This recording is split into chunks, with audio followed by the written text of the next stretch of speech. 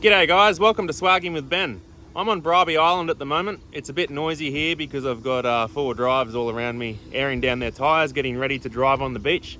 Just as we're about to do, Wifey and I have got the Forester and the Prado here today. That's the V6. These are actually about the same power to weight ratio, within a couple of percent at least from factory. So they're probably the same considering the big heavy steel roof rack and bull bar on the front of that vehicle. Same ground clearance too, although some websites claim the Forester has a few more mils of ground clearance. So we'll see how these vehicles go on the beach today, because they're both stock in regards to tyre size. They're both just highway terrain tyres, and we don't have any suspension lift or anything like that. So we'll see how they go on the beach today. I've aired them down to 15 PSI. Let's go and cook some lunch. Can you hear me all right? Yes. Cool. Here we go, let's go have some fun.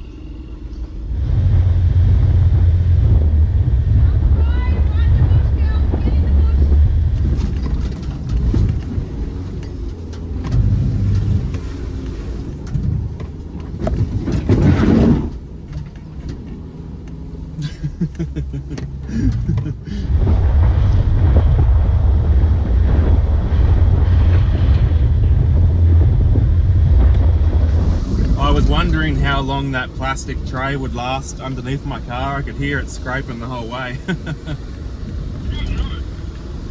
Yeah.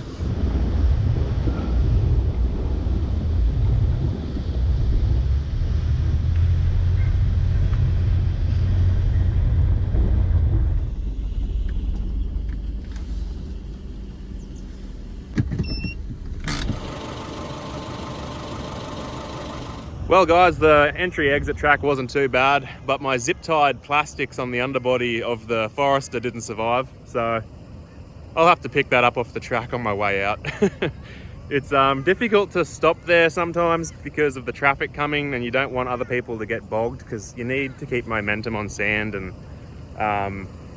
you don't want people stopping queuing behind you to pick up your broken pieces of your shitbox. So anyway, that's a good excuse to buy some metal bash plates for this weapon, I reckon.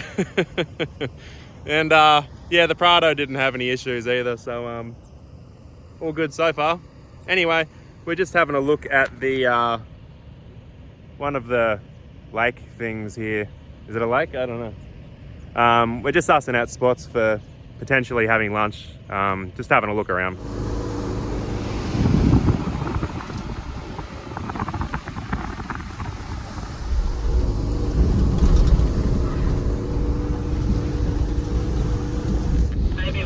There's a good flat spot or somewhere with a bit of extra shade.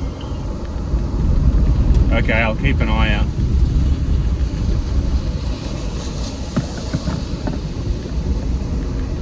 Kids are getting cranky.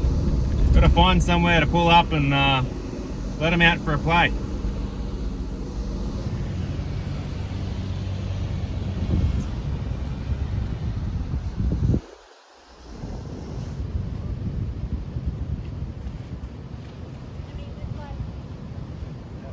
Apparently it's nearly high tide, and I don't know what that bong thing is.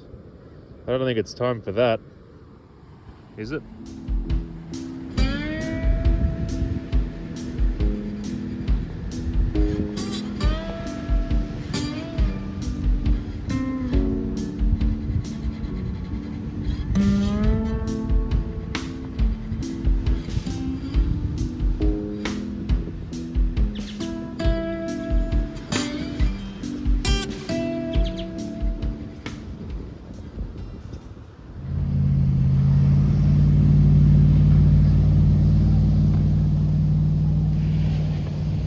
Well, I'm pretty impressed with the Subaru, especially in this sand just here, this stuff where we're parked. It's obviously very dry and loose sand, and yeah, the Subaru and Prado, they're both handling it fine.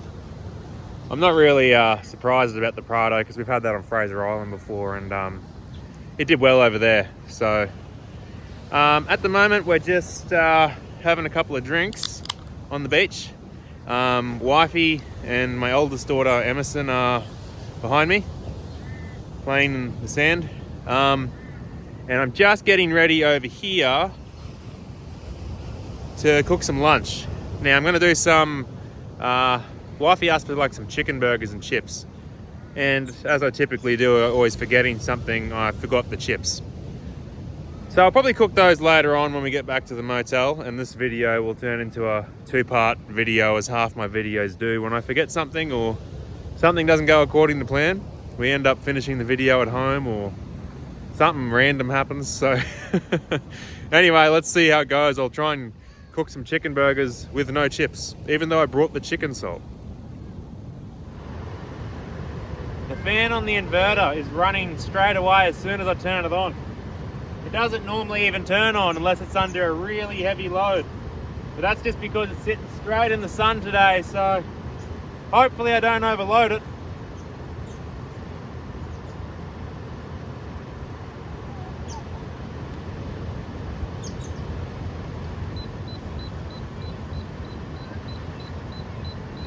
Apparently I overloaded it.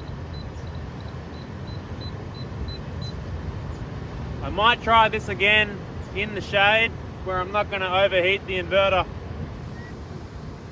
Haha!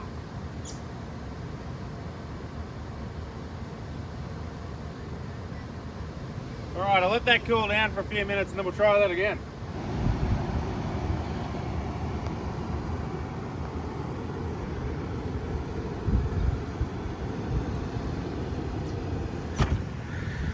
Oh, look who's awake!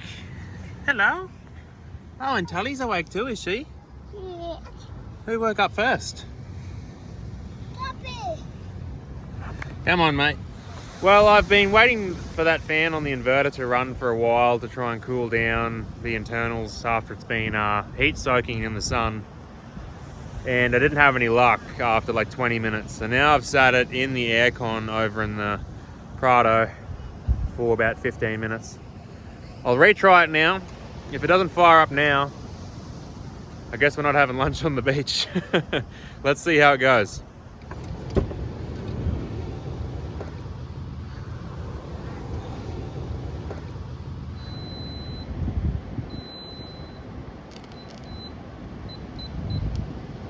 Okay, it appears that I have really terrible connection on the jumper cables, but at least, oh, and there's ants crawling all over me for some reason.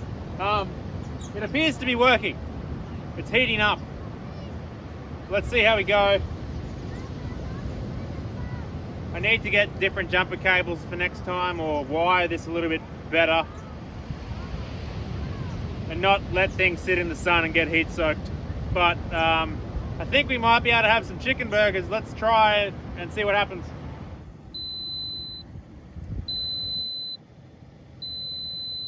All right, well that's still working over there, but there's a low voltage alarm. So I reckon that's just because I've got a really poor connection on those leads. Anyway, that's we'll just work with that because the Prado's running, so there's definitely enough voltage coming off the alternator. That deep fryer only draws about 900 watts, so I'll quickly get some lunch cooked for everybody, and then we'll head back to the motel and look for some hot chips to cook for dinner, I guess, and some cold beer. I think the oil is up to temperature because it stopped beeping. So I'll put these defrosted pieces of chicken in here. This seems hygienic. They might cook together. I'm not sure how this will work. It's a very small basket. Maybe it's a good thing I didn't have any chips here.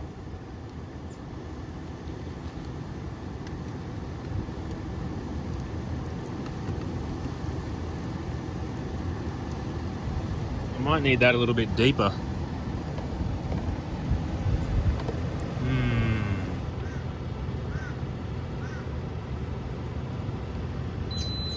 Oh, the oil's heating up again. Yeah! Welcome to Swagging with Ben.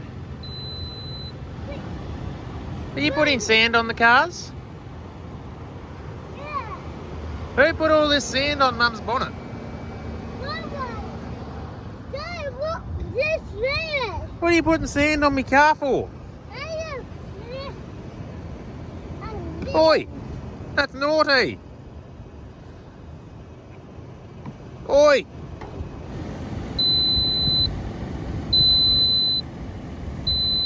Is it cool enough for the kids to eat it? You can chop it in half.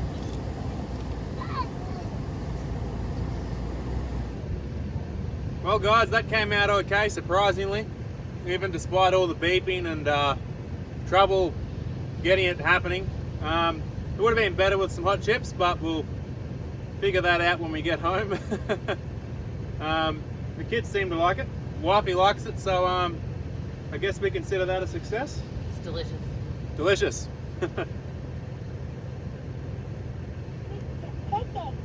Delicious. Delicious. Yum.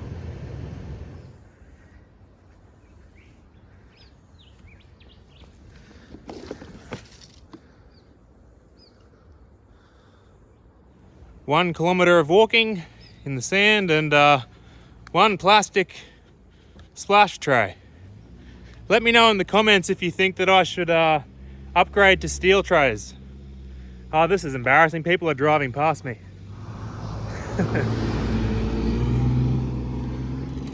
At least somebody was good enough to remove it off the track. My wife ran over it. She didn't even know that it came off the Forester though. She couldn't see from behind me.